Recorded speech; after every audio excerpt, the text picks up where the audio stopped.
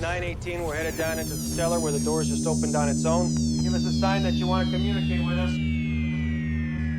Broadcasting from the darkest corners of the Pacific Northwest, this is Transcendence. Now you will receive us. Do not ask for your food or you're hungry. We do not want your tired and sick. It is your corrupt we claim. It is your evil that will be sought by us. With every breath, we shall hunt them down, down, down, down. The power of Christ compels you. The power of Christ compels you. The power of Christ compels you. Out of my way. People have to be told. You know I can't let you do that. What are you guys? Well, we've been called ghost hunters, paranormal researchers. But we prefer to be known simply as Emma Strange and Charlie Ripley.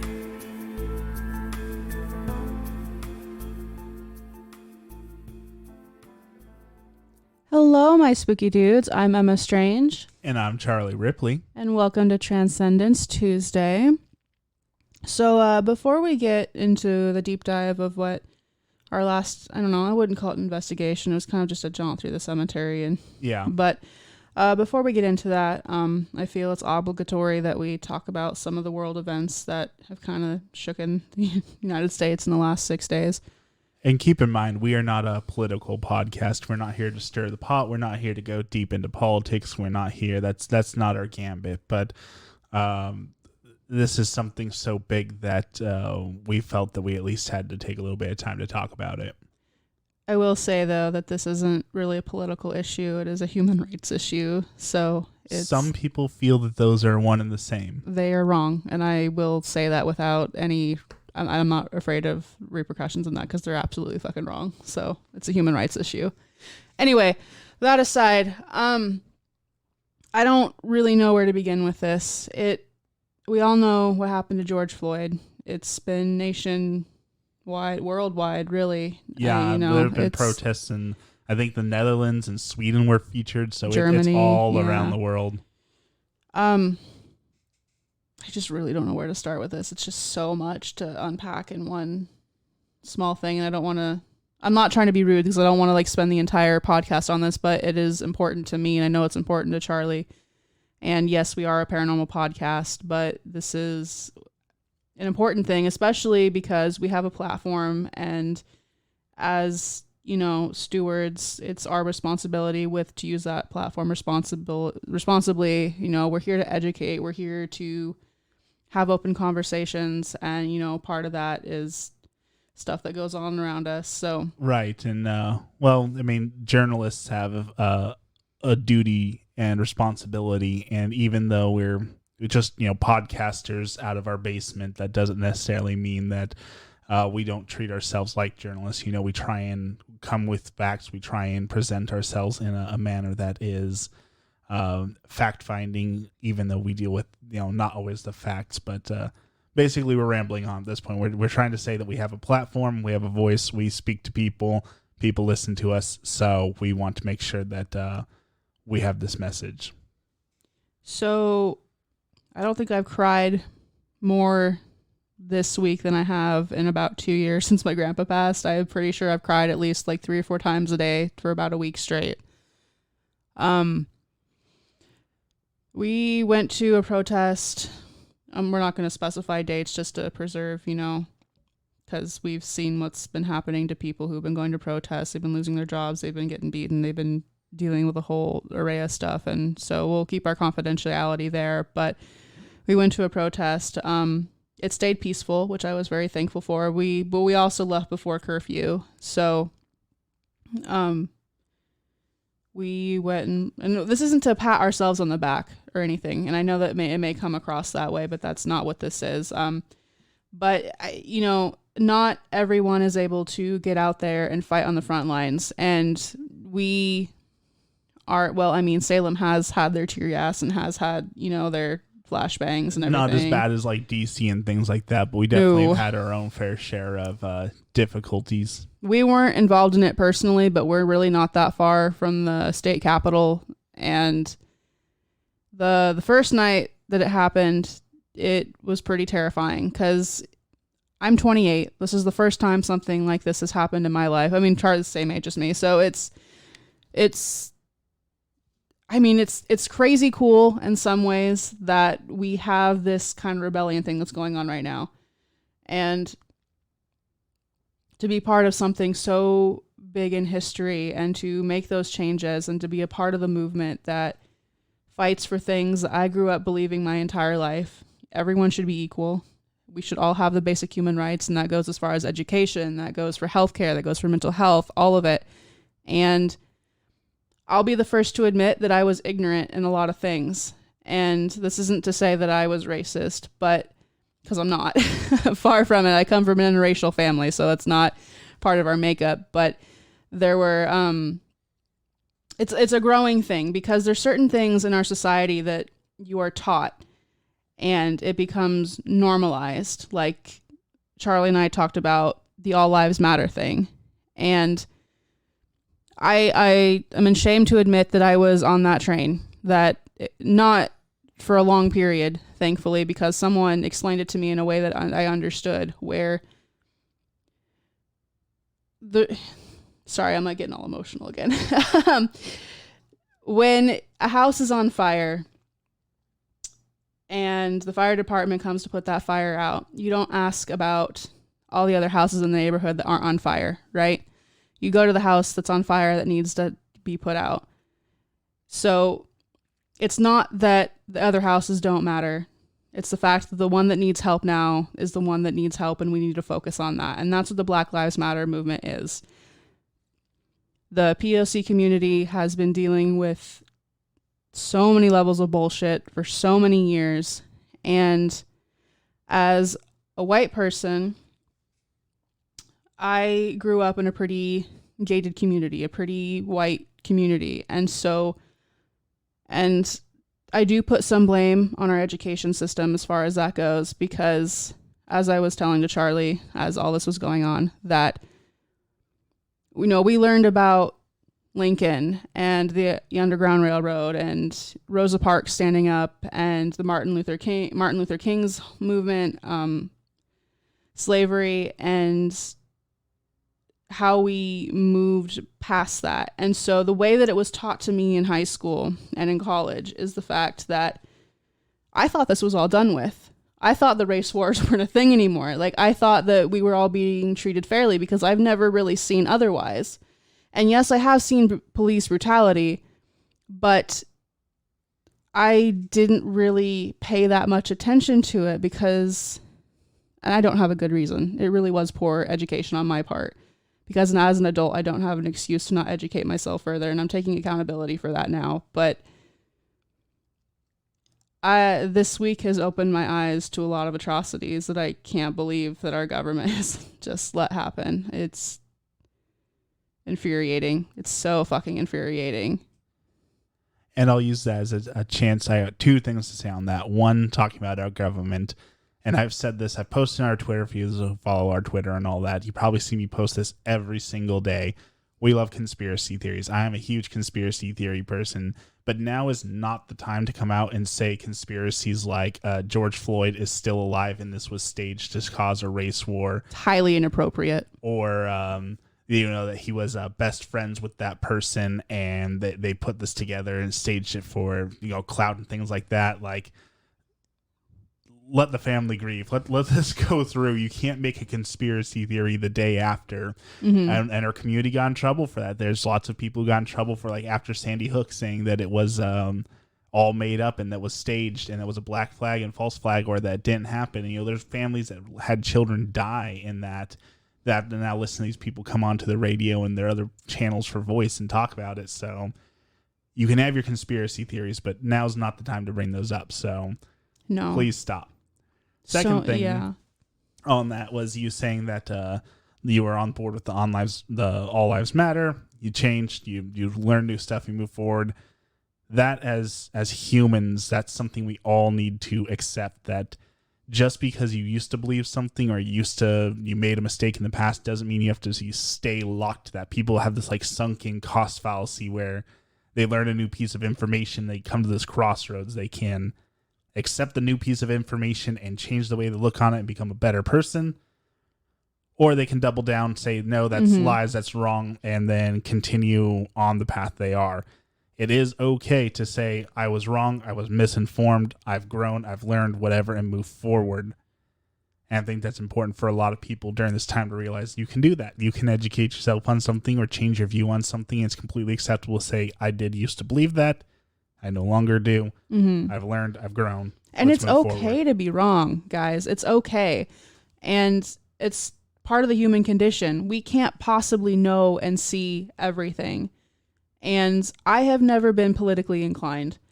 And as I've gotten older, I've kind of started to force myself and to educate and to learn the world around me, because I mean, it's absolutely necessary. These things matter. We need to vote. We need to force change. We need to talk to our congressmen, our senators, and get things to not be the way they are now, because I am seeing we all have seen what's been going on in the news the past week. It's been highlighted on every single newsreel. I've been watching so many different live feeds, which it's important that you're watching live feeds, because the media it's not a valid source of information, as we know. So one of the places I will recommend is twitch.tv/woke. He has about 8 different news screens, or not news screens, but live feeds going on at any different time, and like between Seattle and New York, down on the ground in Minnesota, North Carolina.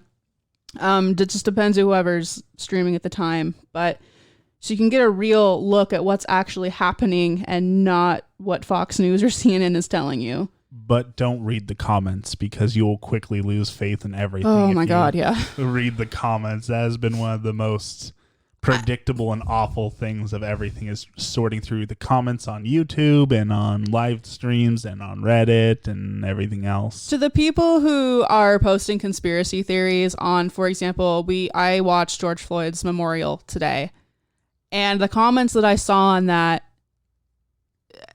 I just don't have fucking words. I don't. And I'm not going to repeat it because it doesn't need to be said, but no, there's enough hate in the universe. We don't need to spread it. No.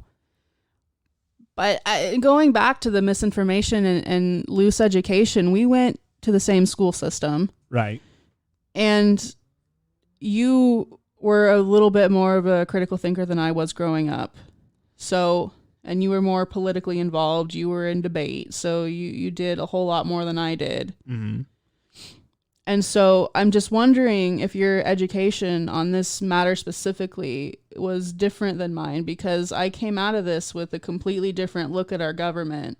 No, I had about the same experience. I was in, what was that called? AP, or accelerated government and history. And it was the same thing. It was a 2-3 maybe section segment, maybe spend 1 or 2 weeks on it, and then you move on to other events. I think we spent more time memorizing presidents and more time talking about the Civil War than we did any of this. So yeah, and like I said, I thought that this inequality was completely fucking done with, like in our generation, because I grew up loving everybody. I know the colorblind narrative is not a healthy one, but like I said, I grew up in a interracial family, so it never occurred to me really that race, that was an issue, because I've always treated everyone the same, so it was never a problem for me. I never,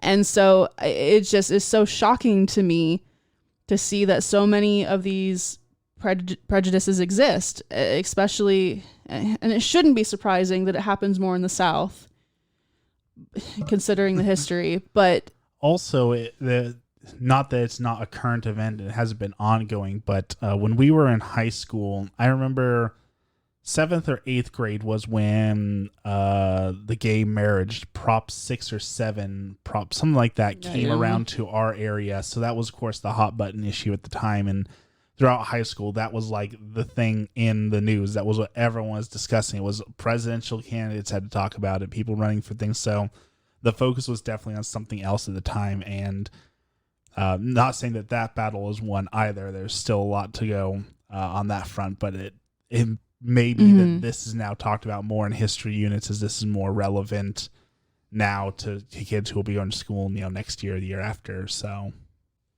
it just breaks there's hope. Yeah, it breaks my fucking heart. It really does. And like,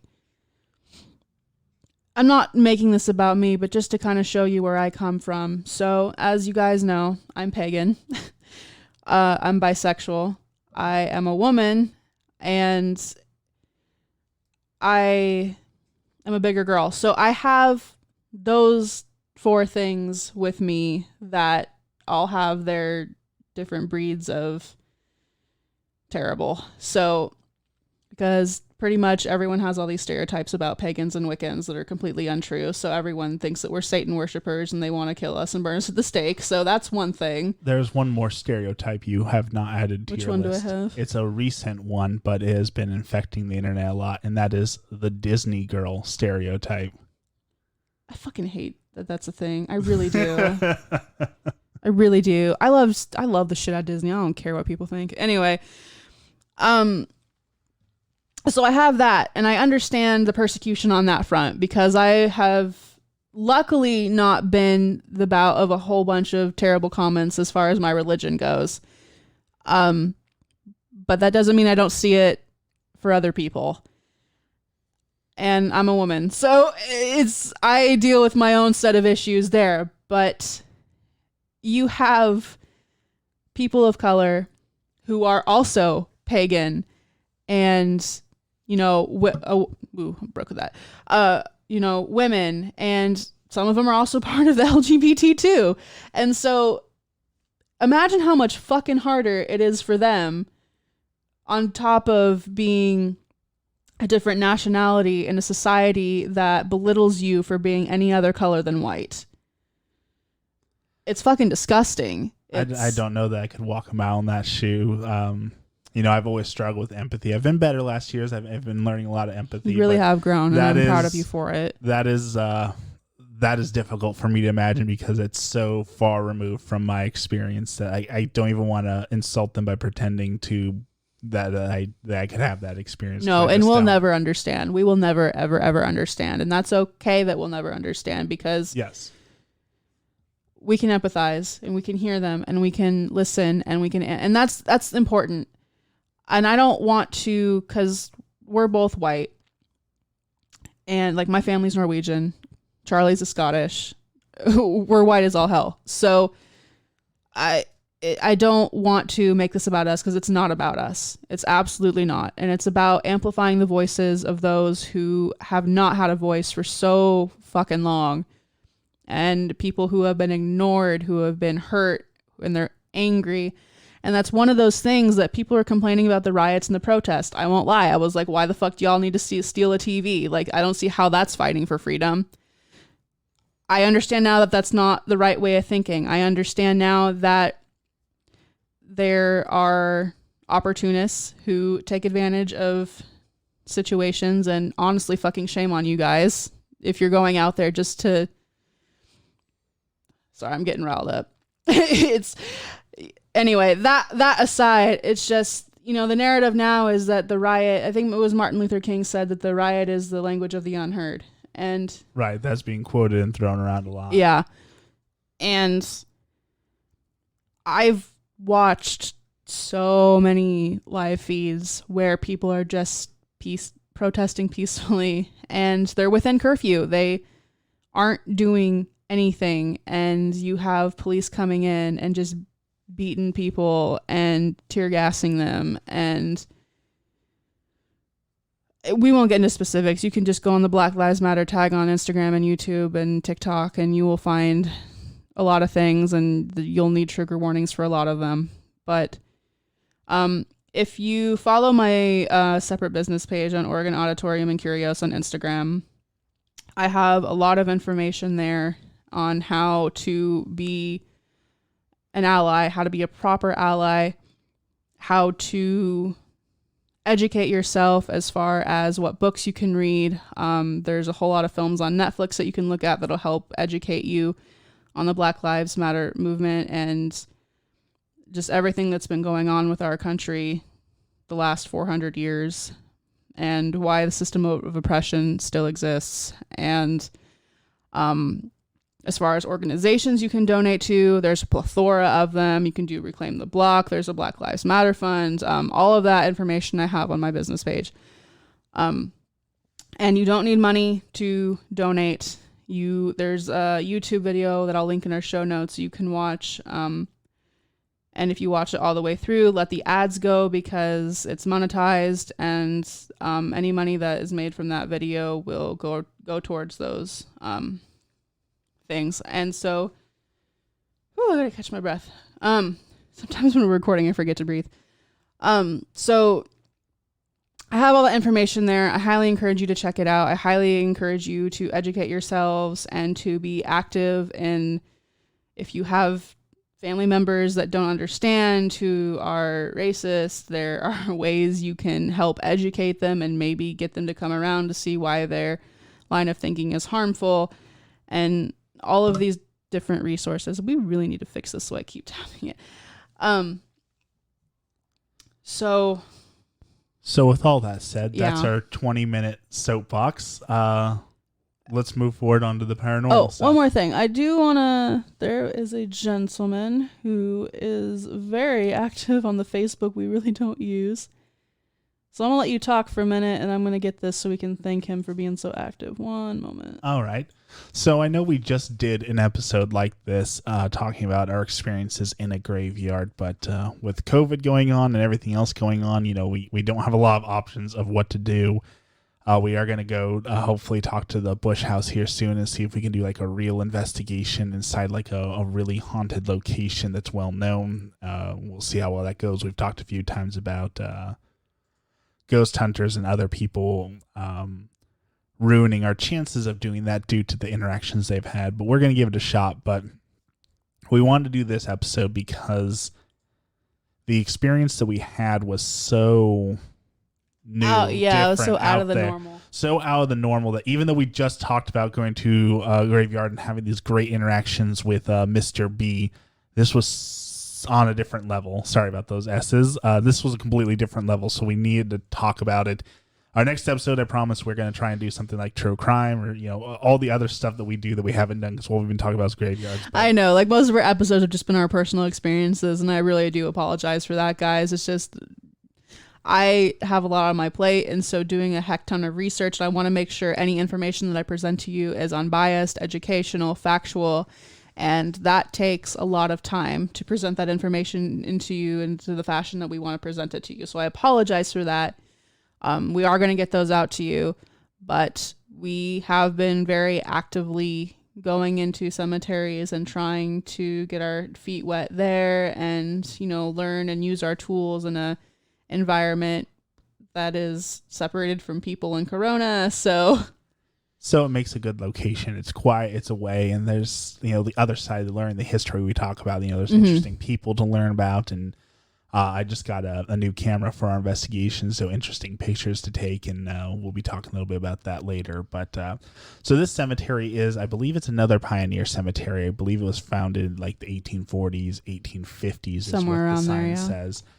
And we were just going out for a late night drive. We went and got our Dutch brothers a little treat to drink something and drive around, get out of the house for a little bit. And we'd never been to this place before. I said, you know what, let's just go there. It's going to close in like 10 minutes, so we'll just go look at it, see if it's a good place to look at, and we'll come back another day and actually look into it. In fact, I didn't even get out of the car. I just let Emma do a quick walk around, not really expecting much. There was a really cute llama next door to it. Was it llama or alpaca? I don't know the difference, honestly. I do not know the official difference, but he was so adorable, and he runs like a little derp. And so Emma got out of the car and did a walk around. And tell us about that walk around. So when we first went, and we're just gonna call it we'll use my Animal Crossing island name because I want to preserve the cemetery, because again, this is an old pioneer cemetery and teenagers like to trash things, so we'll call it Kalo Cemetery for the sanctity of privacy. So we went out there, and it had off the bat, it's very much an Irish cemetery. Definitely, pretty much everyone there was Irish. And it had two things that really stood out. There was one white grave in the back that stood out to you, and we'll talk a little bit about that later. But to me, it stood out like a focal point. The very middle and the largest gravestone there was old Masonic grave. Oh, so and beautifully it was architectural. beautiful. Yeah. I'm mad at myself because, like I said, I got a new camera. I was trying to take pictures and learn how to do it, and I could not do this grave justice. It was beautiful. So that was like the main focal point of it. You know, usually like you have the big family markers and things like that. This graveyard did not have that. It had a large Masonic grave as the focal point. Sorry, Right. continue. No, you're good. You're good. So like I said in our last episode, what we typically do is, you know, I do my rounds and I see if I can get any, you know, feelings from anybody. And that grave, the one in the back, this really stark white one, was it McGruber, Bacomer? I don't remember his last name. McGorkle? McGorkle. There was Mick something in front of it. I know that. So I got a feeling from that one, but we weren't going to be there for very long. And Charlie didn't get out of the car. So I just kind of like bookmarked that for when we eventually came back. And I got a really just icky feeling going towards the edge of the cemetery. And I was like, okay, we'll just leave that be. And as I was heading back to the car, I heard a woman crying. And I kind of stopped and I turned back to the tree line because I thought maybe that someone was hurt. Sometimes people go to cemeteries and they're mourning, and I just want to make sure if they needed anything, they had somebody there. Nobody was there. I scanned. Sorry, were you looking to say something? Yeah, I just wanted to clarify on that because Hollywood ruins a lot of these things. And so when you heard this woman crying, was it like the over-the-top dramatic like you would hear in a horror movie? Or was it like you hear someone sobbing in the other room and you're like, oh, someone's crying? Or how was that? Like, can you describe it a little bit more?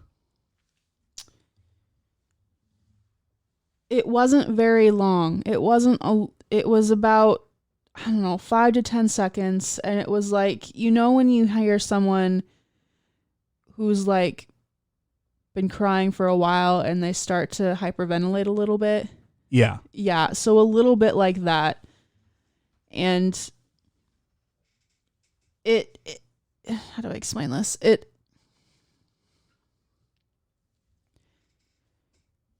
was like it was right in front of me. It wasn't an echo. It was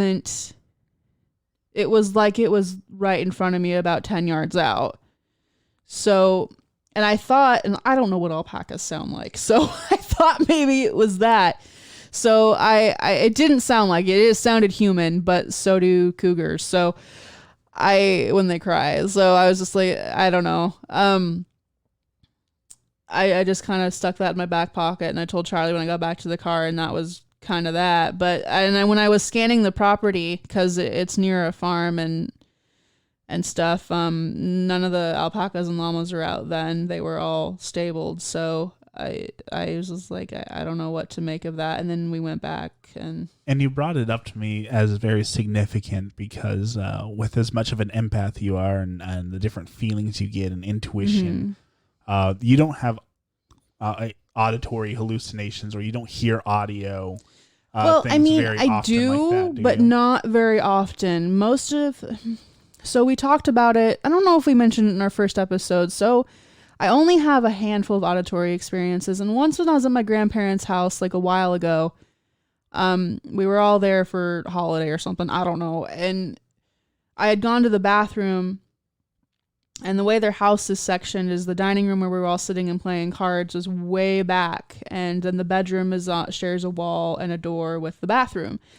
And I was in there, and then I sneezed, and someone very clearly said, "Bless you." And I was just like, oh, just know someone in the other part of the house. And I was like, oh, thank you. And then I went back to the dining room, and I was like, who said bless you? And like, no one said anything. No one even heard you sneeze. And it was clear, like it was like right on the other side of my grandparents' door, which I was like, oh, well, at least they're polite, you know? And so I've had that happen, and I've had a few things happen here in our own home. But aside from that, no, out in the world, I really don't have auditory things happen. So we decided after Emma told me that, like, okay, yeah, we have to come back here. So Next day, one of our new investigating tools came. We got our spirit box. Very, very new, very fancy, very fun. So we packed up the camera, spirit box, and all of our other stuff and decided we were going to spend a day out there and do some investigating. And we went back out and we did our usual. We walked around, took some pictures, but we were both very much drawn to the white grave for Mr. McGorkle. Mr. McGorkle. We're going to have to get the exact spelling of that We're again. pretty good at memorizing the people that we talk to, but his name is just so out of the ordinary as far as what I'm used to for Irish names. So I can't, for some reason, it won't stick. And so, we walked around and tried to get things on the spirit box. What we did first, because we both knew that we were going to go to that grave eventually. But Right. What we do is we ask permission, and then we ask if anyone wants to talk. And it was just like, yep, we going to that dude. And as the dowsing rods do. Yeah, it drew us there very specifically. I know, Rich, actually, I think we started where the woman was crying and we were directed back to Mr. McGorkle. Oh, yes, you're right. Okay, so... Well, no, did we?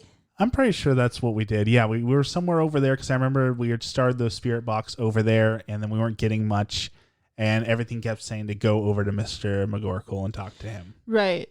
Okay, so before we did that, though, we kind of did just the round of the graveyard, and I got hits off of two other headstones. One was a Lorraine, and one was John. John didn't really want to communicate. Lorraine was a little bit downwind of him, and then we ended up going back to McGorkle. And I will say that Charlie connected with that guy in a way that I've never seen him connect with anything in anything that we've done before. And he spoke to us in a way that I don't think we've seen before, and that was with the moving the spirit box.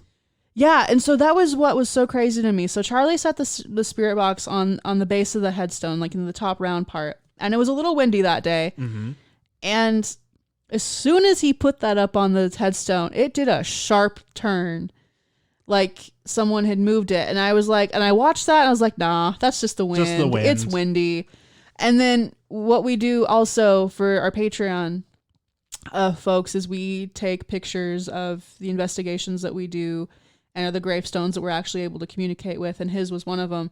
And so Charlie had taken a few Polaroids, and we had set them on the base of the headstone to, let the UV light hit it so they'll actually develop. And same wind speed, didn't move no movement at all. Didn't move the pictures that were like not even a quarter of the weight of the spirit box. So I don't know.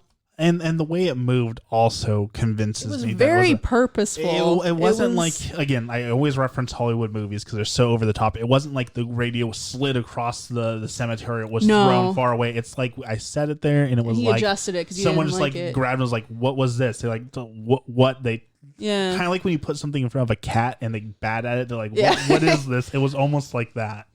Yeah, and he was 18. I want to say 1860s, 1870s, so been gone for a while. Yeah. Okay. I'm trying to remember.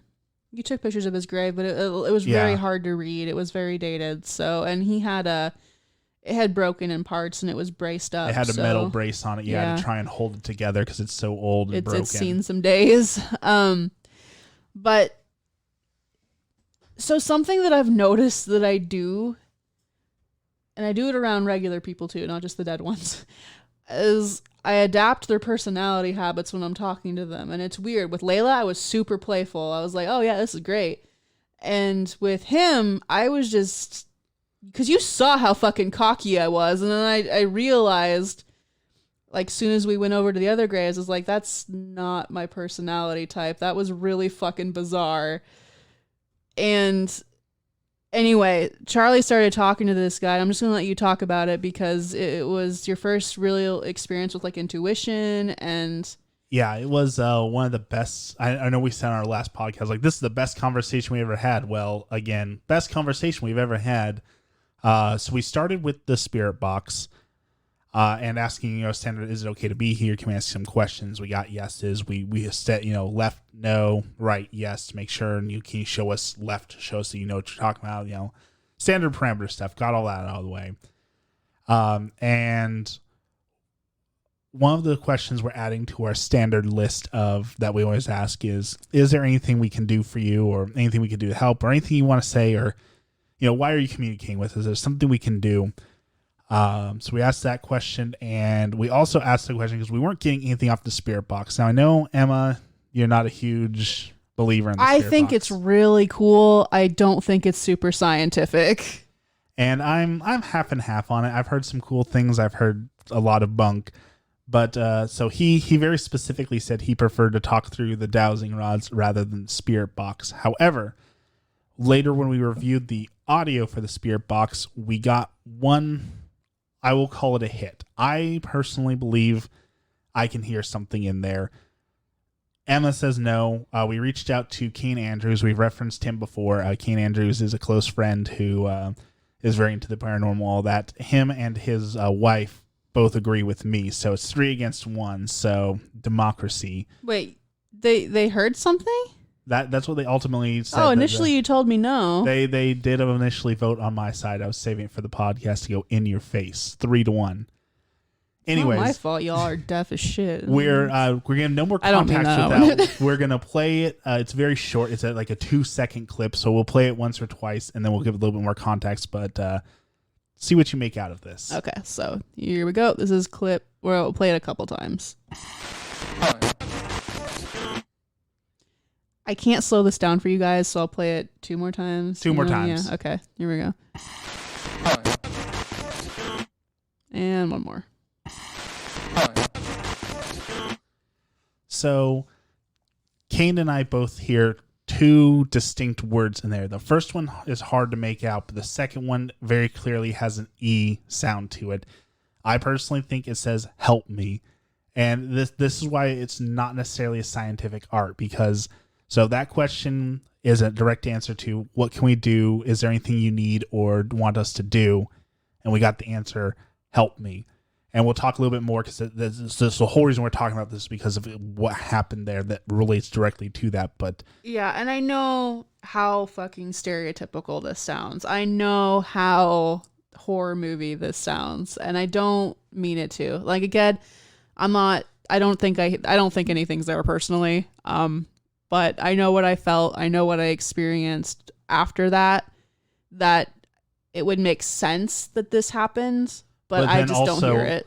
That we have that context with it, right? So afterwards, we know what words would specifically fit there. So is our mind retroactively trying to find what makes most sense there? Very possible. And that's one of the things with the spirit box too, that I have a little doubt in, because if you are trying to fill in the gaps, because as humans we like to fill in the gaps with information that doesn't make sense or isn't whole. So right, there's that thing that floats around the internet, right? That has like the sentences that's missing half the vowels and things. It says, if you can read this, it's because we did a study, blah, blah, blah. We know the human mind does that. That's a fact. Right. And then you brought up another point when we were talking about the validity of the spirit box. And as far as we're going to get certain words based on the radio stations, based on the time of day. Yeah. So the example I used was, so if you're in Texas, and it's midday and you're scanning through the radio station, you ask a question like, where are we located right now? And you get a hit for Texas. Well, that makes sense. Your midday radio in Texas, everyone's going to be at some point saying, you're listening to whatever's radio station broadcasting out of Texas or broadcasting from locations. So that sort of thing is easily explained as, well, those are common words that come up on the radio. And unfortunately, if you're using it at night when like Clyde Lewis and other paranormal and stuff is on night, you're going to get those more paranormal words and, words like ghost, vampire, conspiracy, because they're typically said late at night. And you want to use the example that we had at the Oregon State Hospital when we did that group hunt?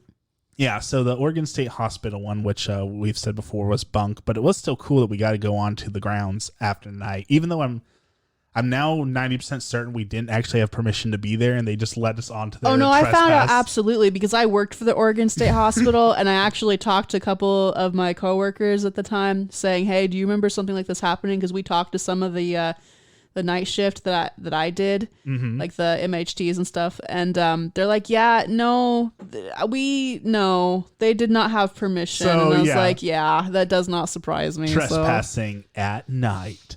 On hospital grounds near, it's not the smartest. No. Which we had no idea. We thought that we were going with Legitimate business. legitimate, and they had gotten the permits and everything. They had not. So, Anyways, so the question they wanted us to ask then, and this is how you can get taken advantage of by someone who is sleight of hand or good at manipulating people. Mm-hmm. Specifically asked like, oh, can you ask the spirit box to talk to the spirit here? I think they said it was a 5-year-old girl who hung herself in one of the cribs. fucked Sob up story. Anyway. Anyways, so they gave us the question to feed specifically, which was, well, where are we located? And we got the answer, Salem. Well, Guess we're what in news Salem. stations we were tuned into? Yeah. So that seems like it's obvious to prove that they... We were 19 and dumb. We didn't know any better.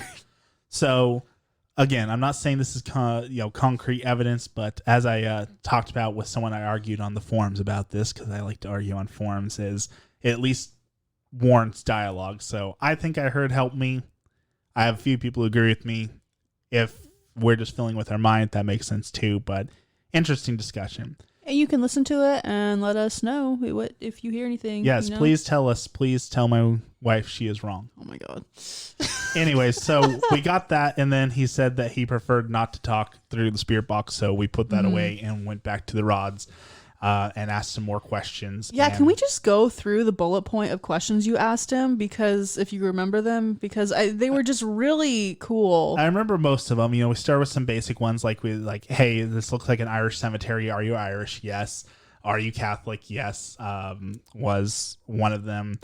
Talked about if he knew the other person. There was crying here. Was someone crying here? Yes. Was it a woman crying? Yes. Can you point us to who was crying? And he pointed us over to Lorraine, who we later spoke to.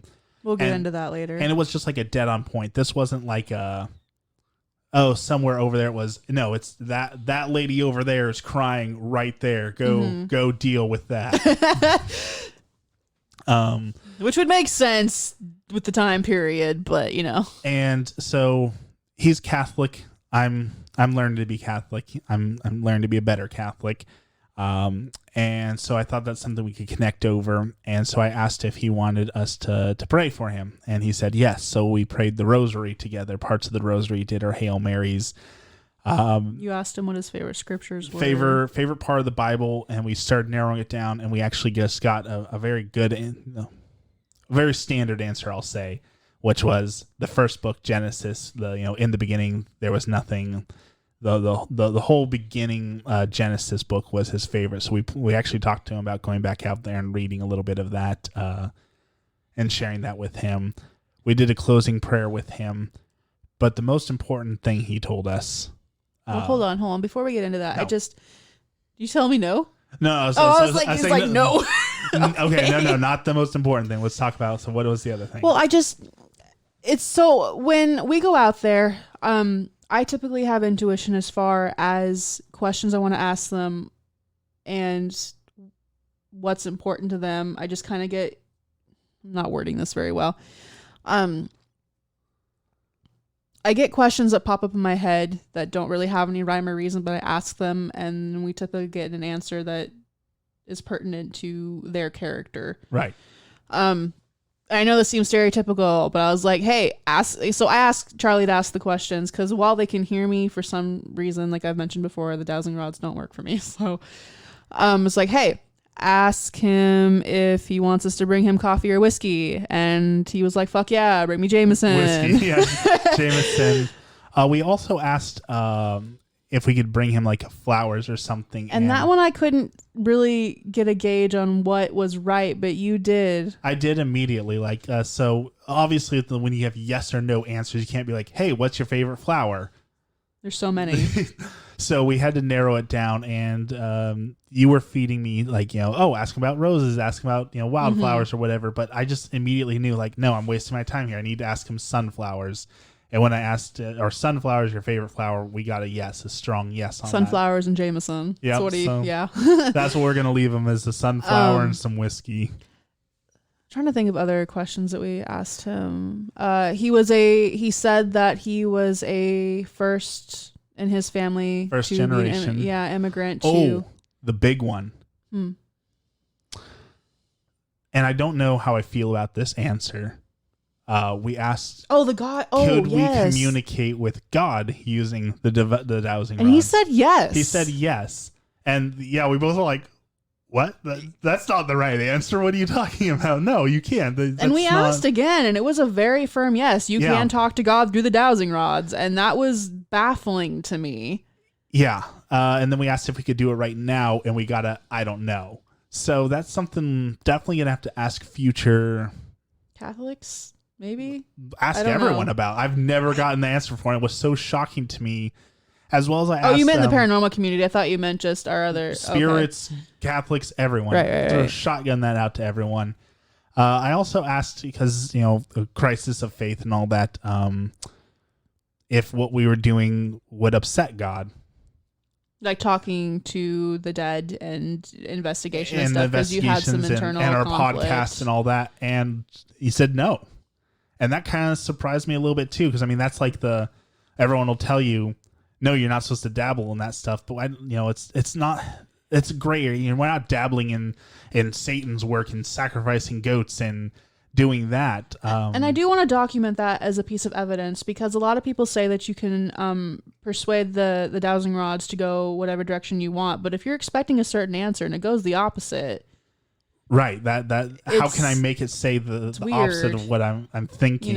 Yeah. But also, the reason why it's a crisis for me, and I asked that question, was because also you have the other side of it, right? You have the Catholic. I just forgot what they call the exorcists. Mm-hmm. You have people who believe in demons, believe that they're here, believe that they do harm, and believe in this evil.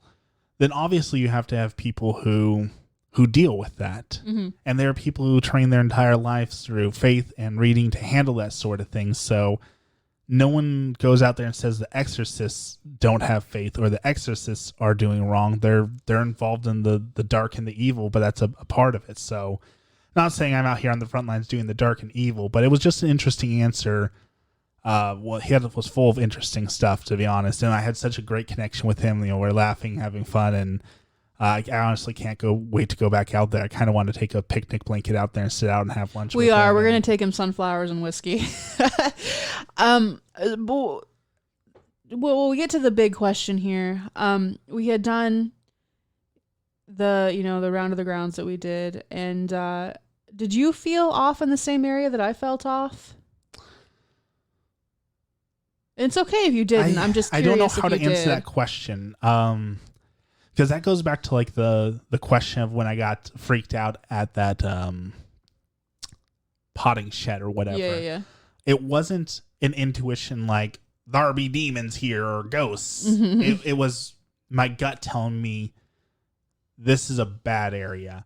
Right. And it's so hard for me because I've talked about I don't have a fight or flight. I have a fight or fight. And I did feel I'm learning I don't something was either. I just there. fucking stand still like an idiot. So I didn't get the intuition, but I did get the gut trigger, I guess. And I did make that distinction because we're saying the intuition, like the empath ghost feeling, none of that. But I did get No, it wasn't a this isn't ghost right. feeling. No, and it like when I went the first time and it was looking around, it felt icky there, and then I came back around, same icky feeling, and it was in that one location. The rest of the cemetery was fine. It was just that one location. And to kind of give you guys an idea of what it was kind of bordering an embankment, and it was full of brush and trees, and down below, as we found out later, there was a path to a house. We'll get into that, but yeah. And so you asked Mr. McGorkle, why is he reaching out? What do you want to talk about? What's going on? how can we help you? Like what, And his answer was the strongest, the firmest. there's There be something demons. here. Yeah. And he pointed directly at this area where we both got a feeling from, and near where the woman was crying, and just flat out said was, "There's a demon over there. Go deal with the demon." And that is a very Catholic response, as you said. And then that's why I mentioned they was Catholic, and this is something I talked about you with in depth, something I talked about with Kane Andrews in depth is, and we're trying to put together a scientific, unscientific theory on this, and we talked about in our last episode, talked about I Am Legend is, does your belief in life carry over into the afterlife, and does that, so if you believe in demons, are you going to say that's a demon, but if you don't believe in demons, are they going to call it something different? We're kind of 2 for 2 on that We're so 2 far. for 2 on that. So, but we need to be able to get a broader spectrum to put more data together to get an accurate reading. So he said there's a demon over there. And I felt bad because I kind of laughed. Because, I'm pagan. I really don't believe in the Catholic Christian demon thing. And so my understanding and faith in that type and that, belief base is way different than Charlie's. So I was kind of an asshole, and I apologized to him because, again, like, I was cocky as all heck, and that's not a personality trait of mine. I'm not.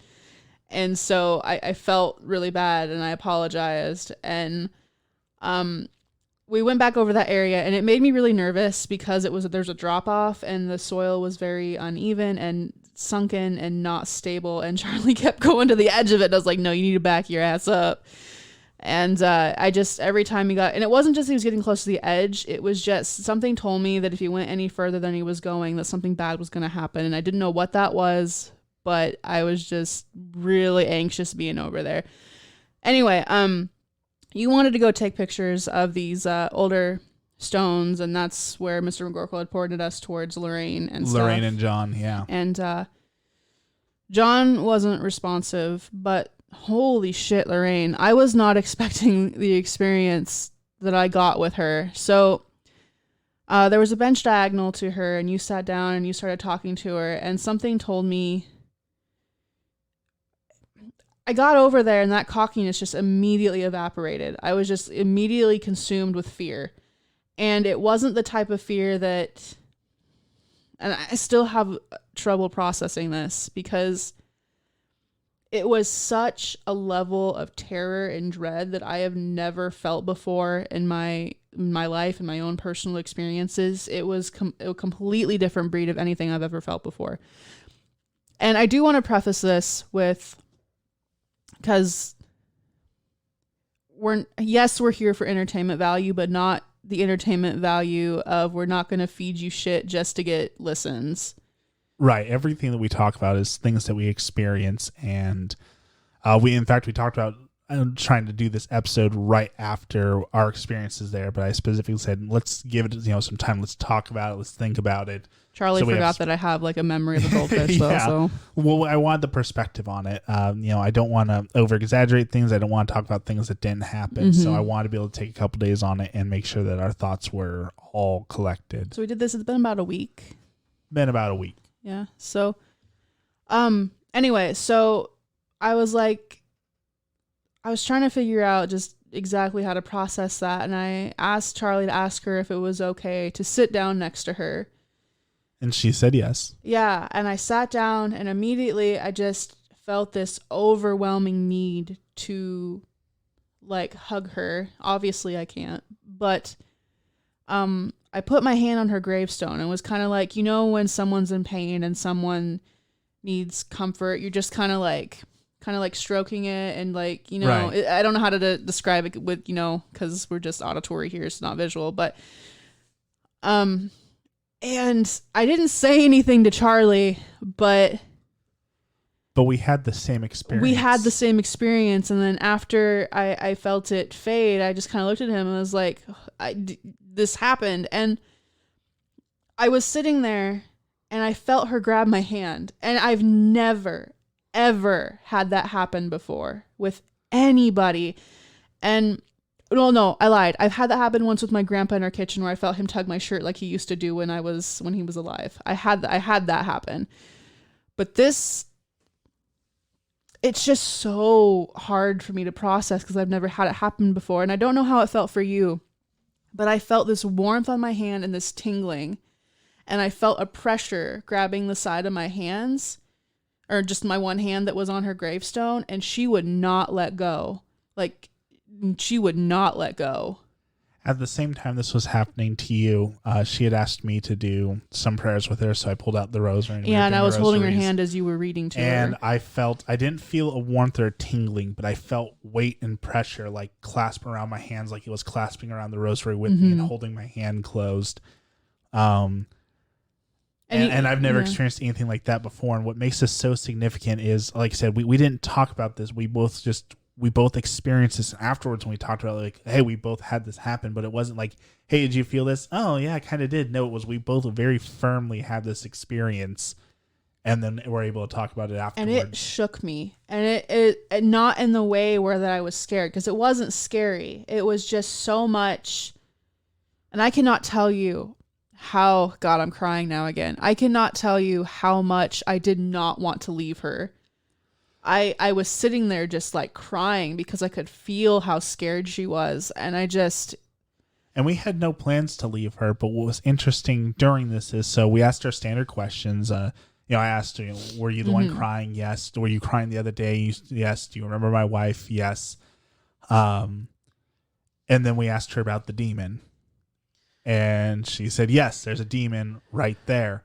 Well, you didn't act directly that, because we didn't want to ask leading questions. You asked if something was wrong, and she immediately pointed. Oh, sorry, I wasn't talking to my mic. She immediately pointed to the area where McGorkle had pointed to, in the area that I felt something was off. Right. And sometimes it's really hard to communicate what I, as an empath, feel to people who don't feel what I feel, and it's really hard to sometimes communicate that.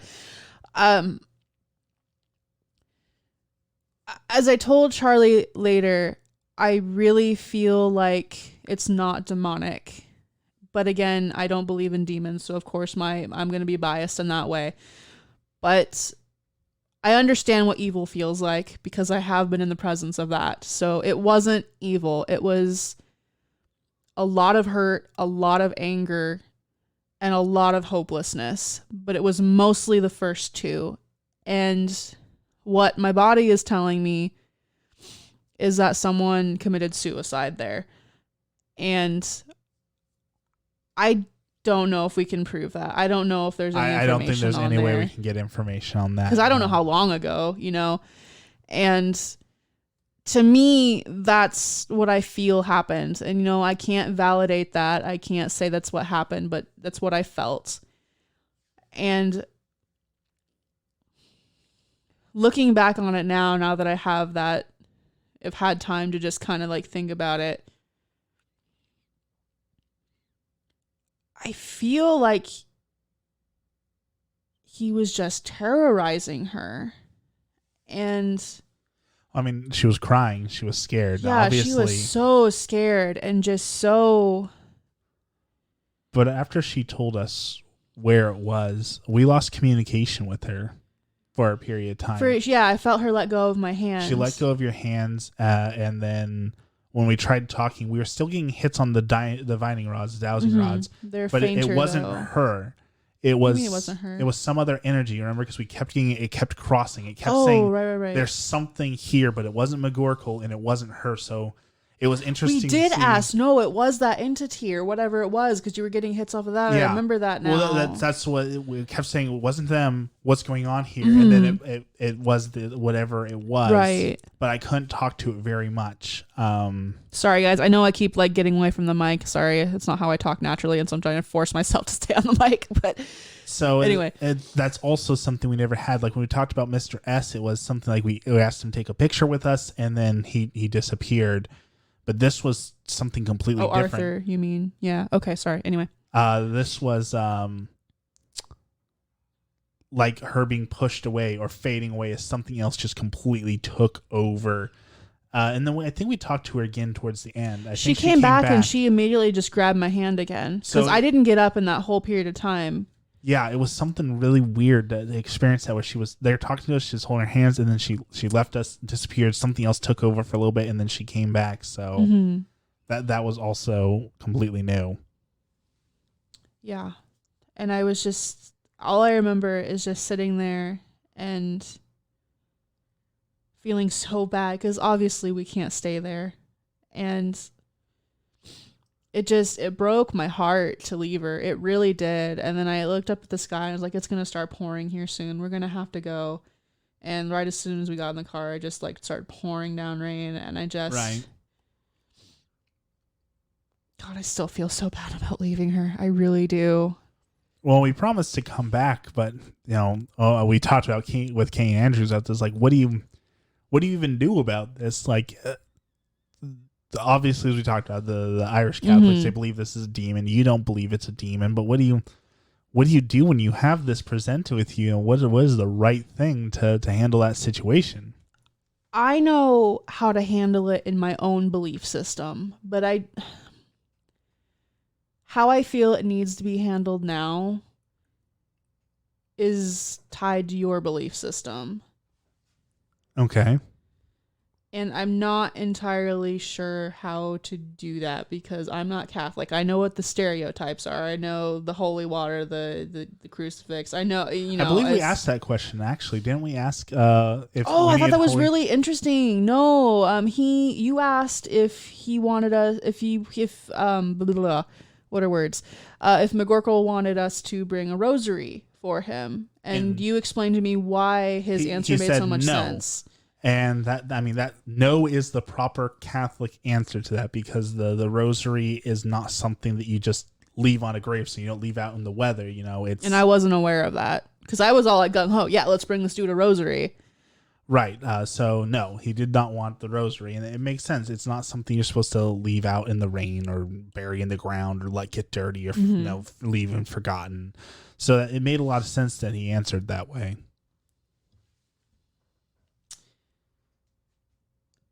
And obviously, and we asked Lorraine, also Catholic. Mm-hmm. And I don't think the way that I would take care of that or try to take care of it would be... You okay? You're looking around the room weird. Yeah, I'm fine. Okay. I don't think it would be a way that would be appropriate, that they would be comfortable with. So, I mean, we can do it my way, but I worry that it's going to upset them or make things worse. We don't want that. Exactly. We don't want to leave it in a worse condition than we found it in. But we definitely need to go back. 'Cause here's the other interesting thing we need to answer is, if we go back, can we talk to Lorraine again? Is she still crying? Is there still something there?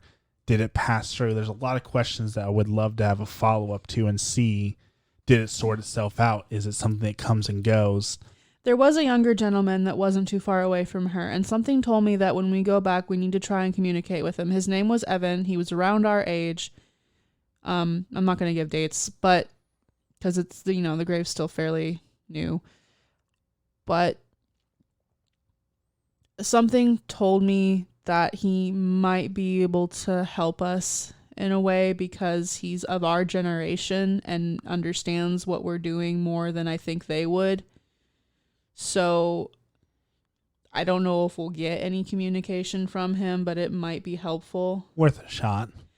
Now we're in debt to all these graveyards. Like, we have to go back and visit Lafayette. We have to go back and visit this one. I miss Layla. I really do miss Layla. Eventually, we're just going to have a full-time job of having to go around all these different spirits that we've promised we'll come back to. And we still have to go back to that house out in Woodburn that we told them we would come back. The first time that we were playing around, like, we didn't expect to get anything. The Settlemire house. Oh, I don't know when we're ever going to be able to do that because we don't have proper permission and Corona. Yeah. So I don't know whenever we're going to be able to visit that guy. But we need to stop promising we're going to come back, or we need to start a book of things that we got to go do. Well, it's not that. Like, I'm forever going to go and visit Layla and Mr. B and I feel like McGorkle is more your dude, but yeah, we hit it off. Lorraine, I think once, if we're even able to, because I'm not going to pat ourselves on the back if we're not, saying that we can take care of this, because there's nothing, I don't know if we're going to be able to, but if we are able to take care of whatever problem is out there, I don't think she's going to stick around. I think that she's going to go back to the light. And again, that's just intuition. So I don't think that that's one we would have to, not saying that it's a chore, but.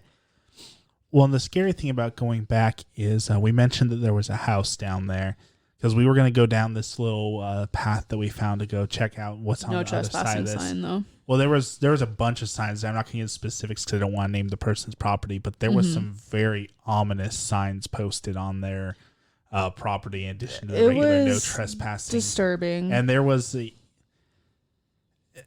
almost feels like something that you would see like in a stereotypical, we're going to go back to Hollywood, like if you were to wander around the forest and find someone's house in the middle of the woods. Yeah, it was very I spit on your grave to me. So I don't ever want to go to that house. I don't ever want to go back around there. But we did have a conversation about, because we both felt really bad vibes.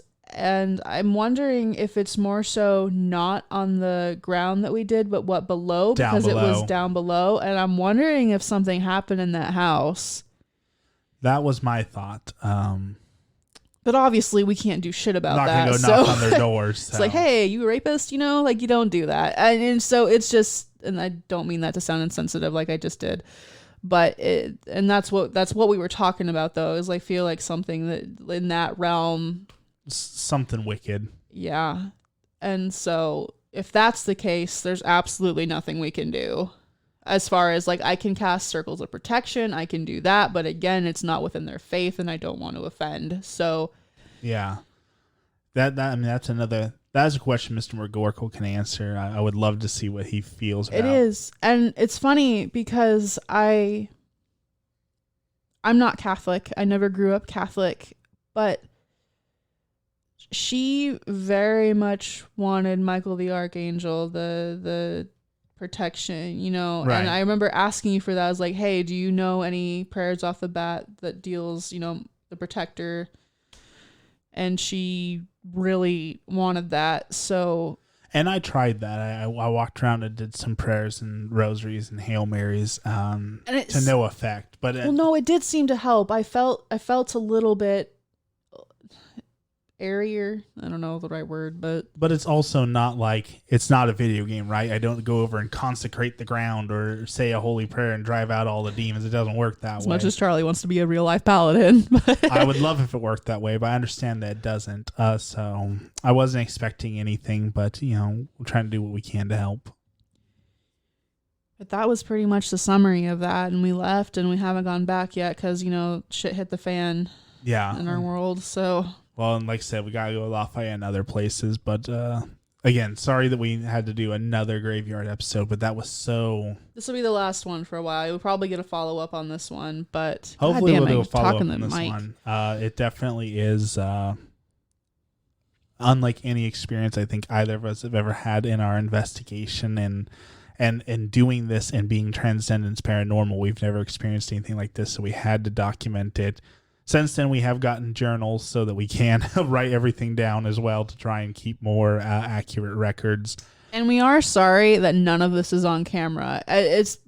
We started filming. We filmed all of Lafayette. We filmed a couple other places we went to, but I started not doing that purely because I want to be fully present in what I'm feeling and be able to communicate effectively. And I really can't do that when I'm trying to record.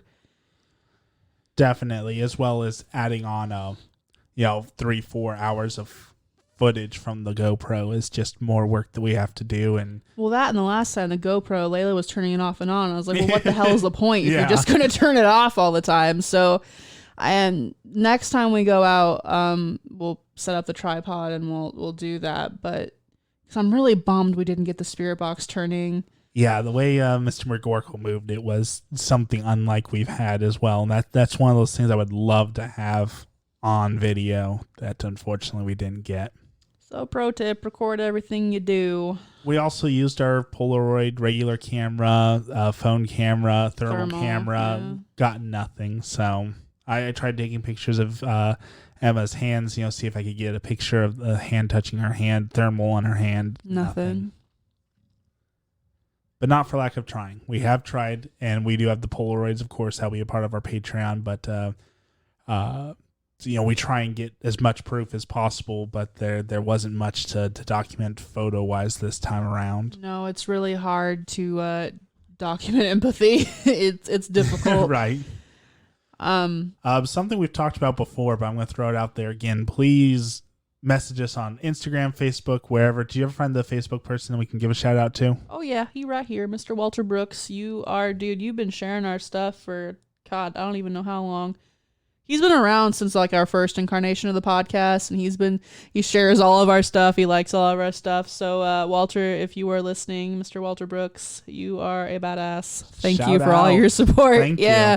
But if you have any questions that you want us to add to our list of standard questions that we ask, we're trying to put together a list of like, these are the set questions we'll always ask when we get a hit on the box or the rods or whatever. So please share your suggestions for what we should add to our standardized list. Yeah. Trying to think of anything else we have to add to this. Honestly, I can't. I know a few people have asked the next episode be true crime. So also, if you have any true crime that you want us to look at. We actually have 2 on the docket. 2 on the docket. Well, 3 if you count. Oh, that is one thing I wanted to mention now that I think about it. I got a package from Denise, Susan Powell's sister. I had written her a few months ago back before their trial started to get some Susan Powell bracelets to be able to spread the awareness here in Oregon, since part of the investigation did take place here, and Puyallup really isn't that far from where we're at. So we got those today. That was really cool. So thank you, Denise. So the Susan Powell case is one that we will be covering closer to October probably, because that is going to be like 2 or 3 parts. But our friend Katie wanted us to cover a local case that didn't get a whole lot of attention in her state of Georgia. So we'll be covering that. And then some of you may know, if you're from the Salem area, back in the early 2000s, there was the Miranda Pond, Ashley Gaddis case. So we'll be covering that as well here soon. Awesome. Did they have suggestions? Because this is the first I'm hearing of it. I haven't gotten any yet, but again, Instagram us, Facebook us, Twitter at us, use our Discord, whatever it may be. If there's anything you want us to cover in our true crime episode, please give us suggestions so we don't have to listen to 911 calls again. That was. I've got a docket of ideas. They all require a heck ton of research, and like I said, it's our due diligence to make sure you get factual information. It isn't biased, and we can present information to you, and you can make your own decision. So, like I said, we're doing it to be beneficial to you guys. It's not anything more than that. Do we have anything else to add before I do our laundry list of? No. Okay. Laundry list, go. Like I said, as far as the Black Lives Matter movement, if you can donate. If you can get out there on the front lines and protest, please, by all means, do. Just make sure that you are wearing a mask, you bring hand sanitizer, you bring water. Make sure you have phone numbers and stuff written down somewhere where you can access them if you need to contact a lawyer, if you get docked for apparently, quote unquote, unlawful assembly. Just make sure you're being safe out there. As we know, there's just a ton of craziness, a ton of violence, and I want to make sure that you guys are doing it as safely as possible. I know sometimes that is out of our control, as we've seen. So, and I want to give a huge thank you to everyone that's going out into protests, to everyone who is just working their asses off to make sure that we get our brothers and sisters in the POC community what they need, and make sure they're heard, and make sure they're amplify them. And one thing I do want to mention is that if you are white and you are trying to help, don't drown out their voices. They're the ones that need to be heard. It is our job to make sure that they are heard, not the other way around. We have been talking for 400 years. We can take a step back for a bit and make sure the people that need the help get the help they need, and make sure that it's done right. And it's going to be a long road, but I think what we're seeing now is incredibly positive change. And we're millennials. We're part of the group that isn't going to take that shit anymore. And we're in age brackets now where we can actually make positive changes and differences. And you can write your congressman. You can do that. Sorry, go ahead. You want to talk? Oh, no. I was just going to say, and our knees are starting to hurt and our backs are starting to hurt and getting old sucks. Oh, you meant, okay. I thought you meant that symbolically. And I was like, no. No, that was not symbolism. That's just. Oh yeah, no, we're getting into that 30 bracket, and we're just, yeah. However, you did remind me of, I know it's just dogging on conspiracy theories, but I did hear one conspiracy theory that's come out of all this that ticks all the boxes for it makes sense, it's scientifically backed, and there's proper motive.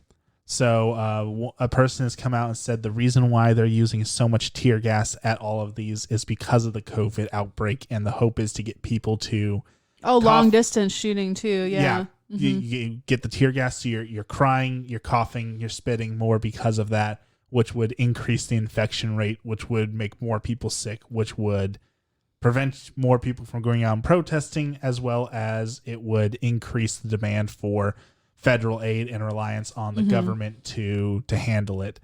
That's how you do a proper conspiracy theory that doesn't target one specific person.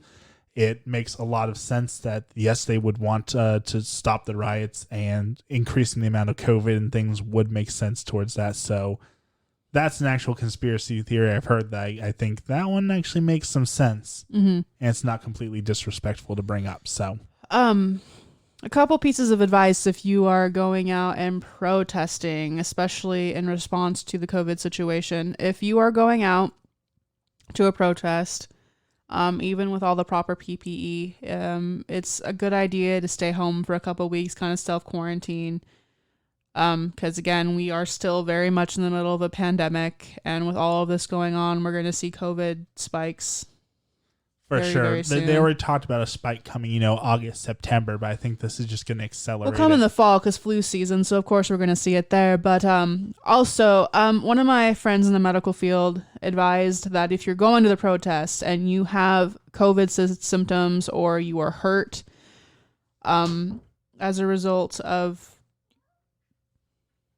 What was that? Is that Kitty? I think that was a cat. Okay, sorry. Gracie wanted to say hi. If they ask if you were to protest and you're not feeling good or you got hurt, tell them no, because what she told me as a nurse is that if you tell them that, if you willingly go into dangerous situations and you get sick or you get hurt, a lot of the times insurance won't cover it. So, which is completely new information to me. It's what she told me. She works in billing, so I just thought I would pass that information along. So I do want to talk about one more thing, because this was a historic moment for both of us. And again, I understand that this isn't a political thing. It is very much a human rights thing, and I will fight for that opinion to my dying breath. We both witnessed Trump's 6-minute speech that left me fucking sobbing. And I just, you seem like you don't want to touch on that. No, the one where people are saying he declared war on American citizens. Yeah, I sat there and I watched that with you, and we both stopped what we were doing, and I had no words. I really honestly had no fucking words, because I could not believe what he was saying. And it's no secret, if you know me personally, that I'm a liberal. I'm not, one of the crazy ones, but to me, it wasn't all that surprising. It's what I've been saying all along, is don't trust the government. And that just is one more step that proves you should not. We need a leader right now, and we don't have one. We don't need the one that we need, or we don't have the one that we need. And when the world needed him most, he vanished. We need a fucking avatar, man. Like, where's Aang? That's what we need. Like, where's our peacemaker? Because we don't have one. No. And it's just I'm sure most of you have seen that by now. It truly was a piece of history that I don't think that speech will be talked about for years to come, but I don't think in a good way. No. Anyway, we've been rambling on for about an hour and a half now. I'll say Start the outro music. No, one more thing. Sorry, I know I do that a lot. So it's important though. It's incredibly important. If you are on the fence about whether or not to talk or do something in this Black Lives Matter movement, you being silent does nobody any favors. And I've seen so many companies, and I'm not going to name them here because you've probably all seen them now, and this isn't our place to bash things left and right. But if you're not standing up for people, if you are not trying to be an active ally, and by that I mean calling out your racist family members and your friends, do not fucking tolerate that. Do not allow people to and I know this is a very liberal point of view, and I understand that because there's a lot of conservatives that obviously disagree. If you've been on Twitter, you know exactly what I'm talking about. But it's not okay what's happening, and it's not okay to sit by and just let it happen to people because it doesn't affect your life. It's not okay. And there comes a point in time where I don't understand how people can just not do anything. I really don't. There's an old quote that I like. If you're not with us, you're against us. Yeah. So don't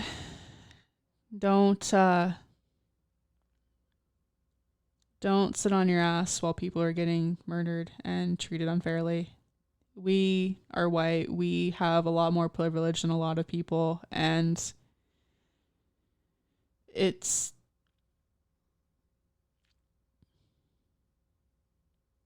sorry, I'm just getting emotional again, and I'm trying not to like cry on.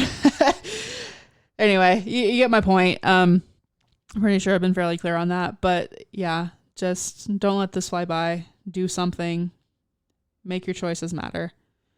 Anyway, I'm going to be gone for a week. I'm going to go help family with some stuff. So we are going to upload this, and then hopefully I'll have some free time to do some research. We want to do true crimes. We'll probably do Ashley Pond, Miranda Gaddis, you think, maybe next week. So yeah. All right. So stay in tune for that, and be safe, be healthy, stand up for what you believe in. Don't be a racist dickhole. I think that's the summary. Can we do the outro music now? No, I'm so scared to play it because last time, I'm so sorry for you guys listening to our last episode. I was so tired, and apparently I played our outro music during our fucking intro, so I'm sorry about that. Anyway, we love you. Stay spooky. And I'm Emma Strange. I'm Charlie Ripley. And this is Transcendence. See you later, guys.